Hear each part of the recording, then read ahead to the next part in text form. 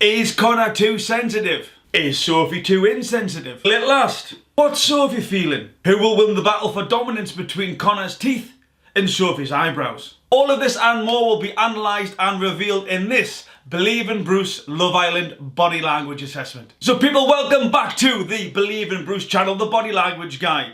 Mental health, well-being, performance psychology, anything to do with the head and heart, this is the channel for you. Subscribe below, hit the notification button, give me a thumbs up, but also comment below where you're watching this BelievingBruce video from. I've had people from Canberra in Australia, Mexico City, and even one dude from Mogadishu. There is some global love for BelievingBruce body language. So, the Love Island series is getting in full swing now, and to be fair, they've come in for a bit of stick. They have come in for a bit of stick in regards to entertainment. The energy levels aren't the same as the summer version, a load of stuff like that. And again, I'll be interested to hear your thoughts. Do you think the winter version was needed? Do you think the winter version is matching its summer counterpart, if you will? And if not, why not? Also, I'm going to give you a great example at the end of this video about new girl Rebecca. She displays one of the biggest universal signs for a little porky pie. No more about him, no more about him, no more about him. Who's telling a porky pie, Rebecca?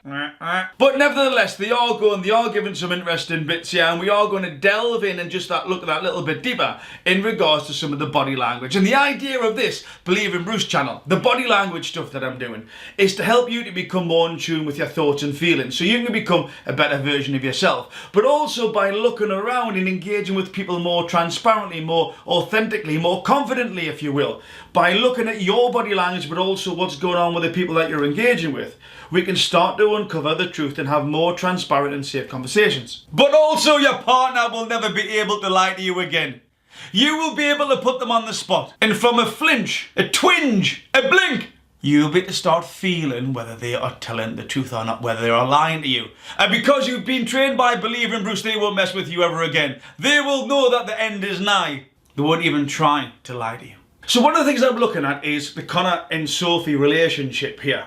Are they connecting? Are they not? What's going on? What's going on that's not being said is the important bit for me. And there's a narrative starting to play here where Sophie is saying how sensitive she thinks Connor is.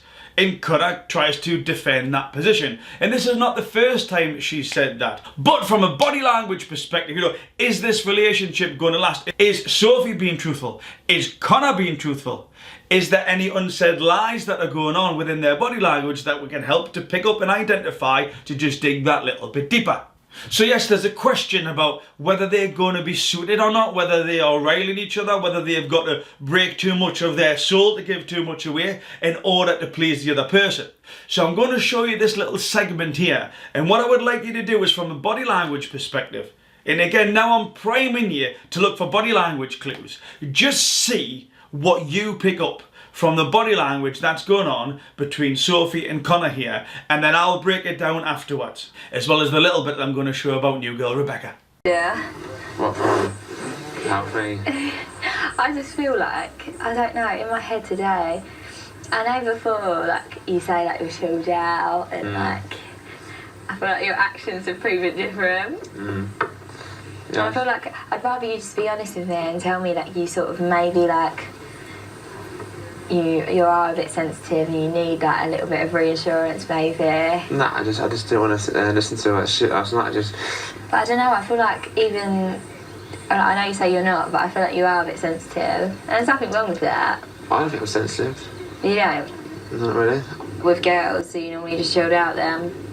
I am chilled out, but in here, like for once, I've like opened up more than I would on the outside world with someone, with you, and that's what I wanted to do, is come in here, wanted to be honest and just be open about things.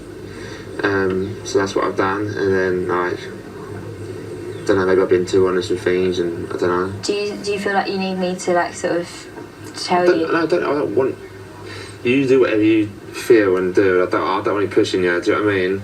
But I don't want you to get stressed. No, I don't like. It's another serious chat now anyway. Well, let's just this is the first time I've had a serious chat with you. Yeah, no, we've done it now. We've talked about what we just talked about, and let's just move on from it. Yeah, why are you being so I'm not understanding. It's fucking. It's what? It's boring. It's serious chatting. You're a weird one. Should we get a drink? You're so weird. Why? Can we get a drink? I don't want to drink. Right?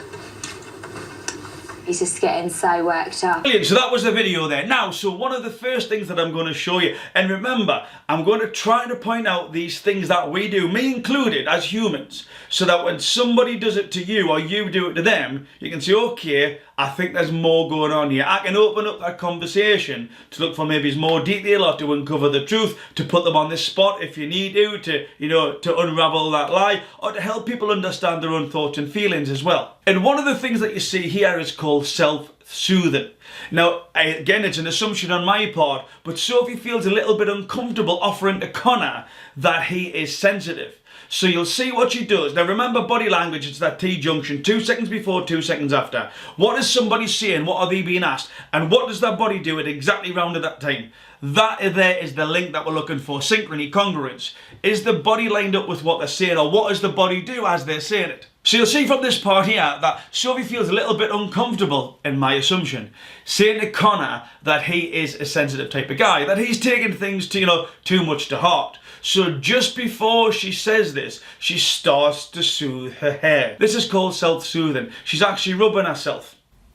I should have phrased that a little bit better. She's rubbing her hair, she's soothing her hair, she's stroking her hair. Just like people you'll see, they'll rub their hands together, or they'll rub their arm, or they'll rub their legs. It's like you're giving yourself a cuddle. And she's doing this because she feels a little bit uncomfortable trying to broach this subject with Connor. Maybe like you are a bit sensitive and you need that a little bit of reassurance maybe.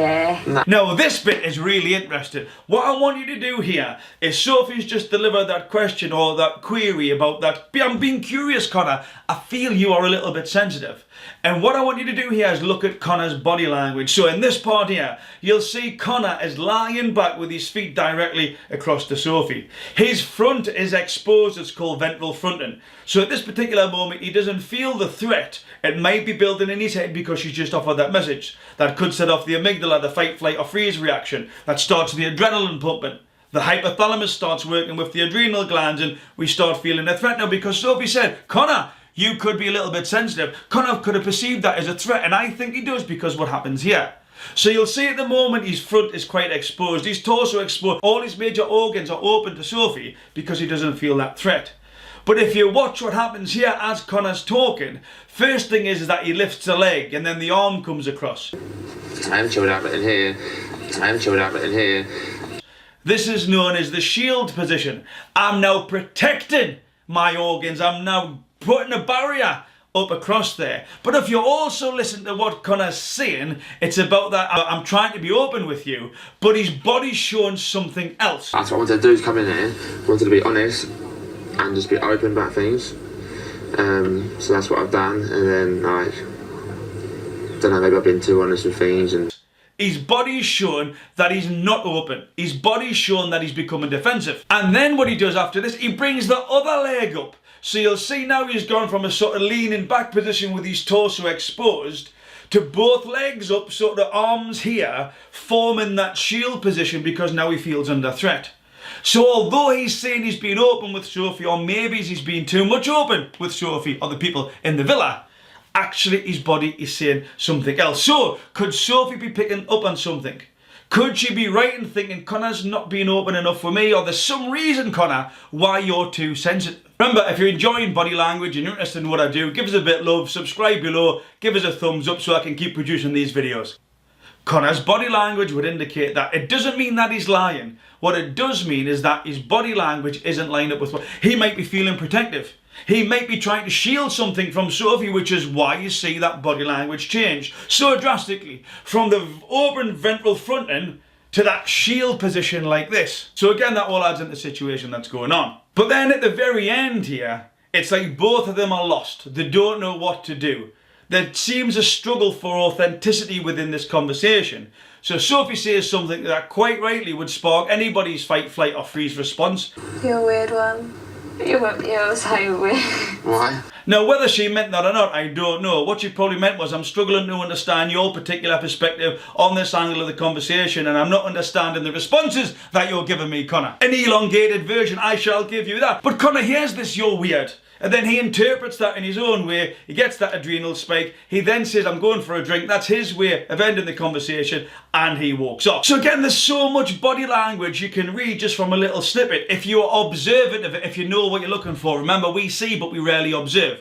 Again, look at your partner. Look if they're standing next to you now, if they're lying next to you now. Watch for their body language changing as you're asking them certain questions. It's a huge indicator if they're telling the truth or not, or if there's something else going on that you could dig that little bit deep. And the last one we will end on here is new girl Rebecca, when she's on about, look, they've just been for a date. She comes into the diary room, if that's what it's called. Is it the diary room? Am I getting mixed up with Big Brother? Who knows? Who cares? But she's explaining about the potential of a relationship between their two. So I'm going to show you this little clip and watch what she does.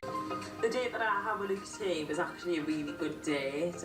He's such a nice boy. I want to know more about him. Know more about him. Know more about him. Know more about him. Oh, brothers and sisters, there we go. Good old Pinocchio. Know more about him. Know more about him. And I will tell you this.